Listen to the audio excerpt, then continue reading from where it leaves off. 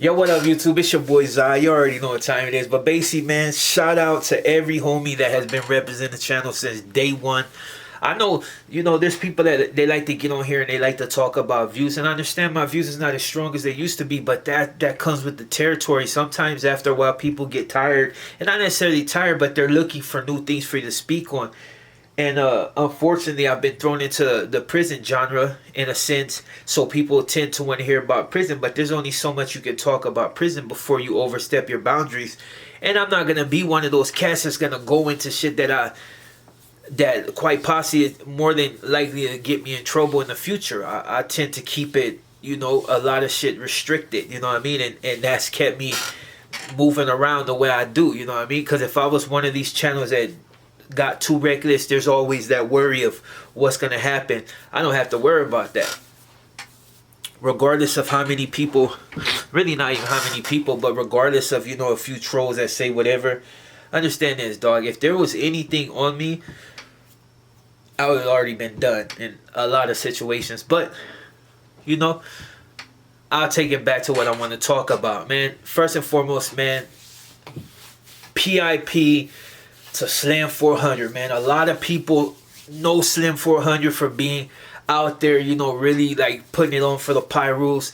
And yeah, and even though his counterpart, which was YG, is a lot more popular, everybody pretty much respected the fact that Slim 400 was one of those that really believed in, for the most part, the whole unity thing and just really out there, getting your grind on. And even though YG would in fact put on another homie that was starting to pop, I think Slim 400 was one that was really fucking with him. Like, it wasn't no, underlying nothing. He embraced the whole, being invited to the quinceañera, the whole invited to, the carne asada meetups and everything. He was really with that. And he understood that, it was better to be unified than to be separated and killing each other. And that was one of the things I felt like a lot of people probably failed to realize, that he was really on that page and he was really with that bridge in the gaps. Unfortunately, his life got taken a couple of days ago, and a lot of stipulations have went out there, and I'm not going to go into that because that's basically doing the police work. But to be honest, I talked about this video not only to, show my respects, but to also give an insight into exactly the life expectancy of most rappers nowadays. And to be honest, it's no longer even about whether you're a gangbanger or you choose to affiliate with somebody. You could be a normal cat, and there's always somebody that's going to hate you just because they figure either you're doing what they want to do, either they should be in your place, or you're not giving them what they expect they should be given. In a lot of cases, the cats didn't do nothing to deserve it. They just felt like they should have it, and they take it. You know what I mean? They figured they should have it, and the fact that mentally they know that it's never gonna happen for them, they tend to do some hater shit. Like, I don't really know why he died. All I'm gonna say is just, in most cases when it comes to rappers, especially in California, the life expectancy of most rappers that are really out there is really short. Like, you can slip through the cracks. It's not like before when you had Dub C and Ice Cube and all these other rappers. Right now, people are really paying attention to how you move. They really want to see you be about what you spoke about. Like, for the most part, a lot of people, you would see rappers back in the days, you see them and they'd be like, okay, yeah, that fool's gangster with it. Eazy-E and all them, they're gangster with it. And people already knew his reputation.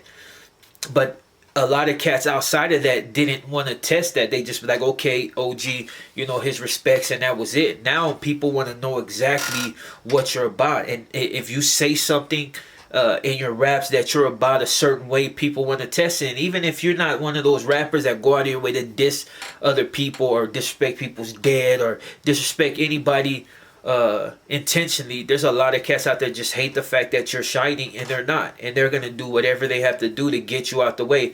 And then you also got the clout chasers, but clout chasers are more, outright, want to fight you in weird places where they know everybody's gonna be filming.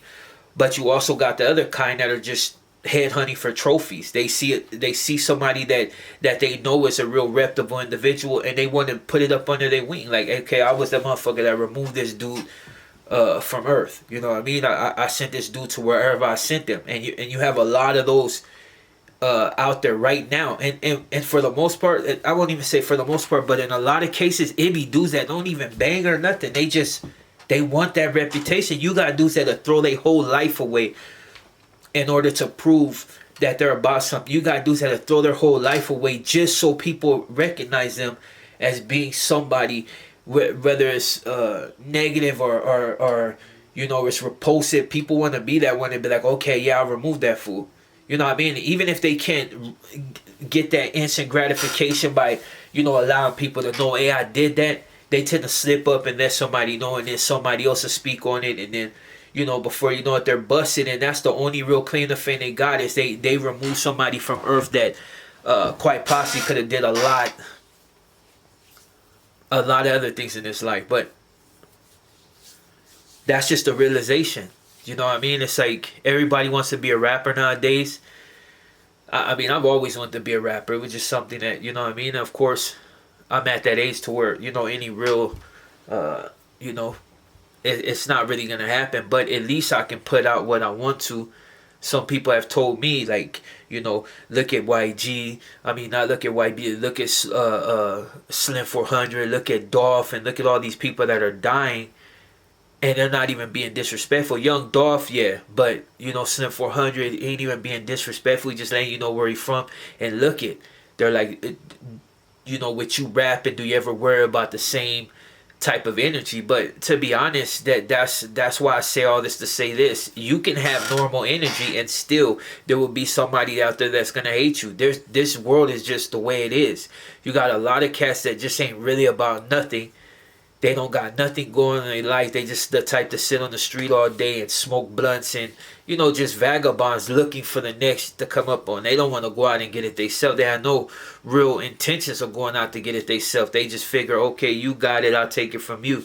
And in some cases, like I said, it's not even about money or anything or any type of prestige. Just something mental in them that's broken. So they need to break somebody else. So when they see somebody like Slim 400 on the street, you know what I mean? That's a target. I'll be honest. That's like me. I'm not even anywhere close to that level, but trust me, I know that there's a lot of people that, see me on the street. They ain't trying to get it on the head. So it's like, they rather blow me down, don't know me shit for Sherlock, but it's just because people love to hate. People love to hate prosperity.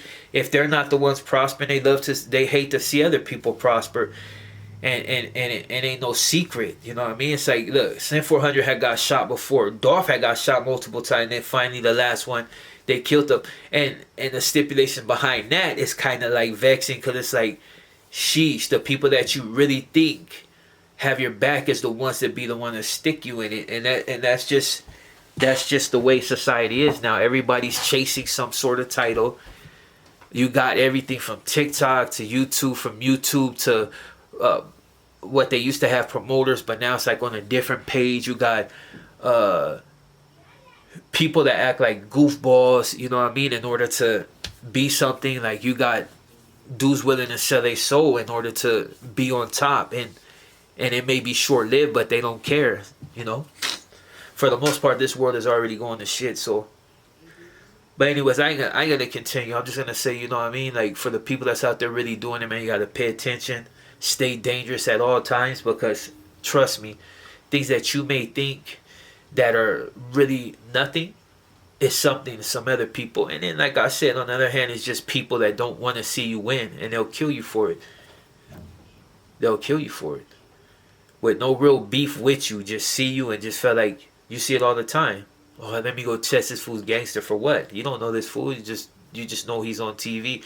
But that's just the way it is, and that's what society has pushed motherfuckers to nowadays. But on that note, man, you enjoy the rest of your day. And once again, PIP to Slim 400, and hopefully cats will wake up and stop being haters, and understand that, there's better shit in life you could be doing than, trying to take cats win for absolutely no reason. But I digress.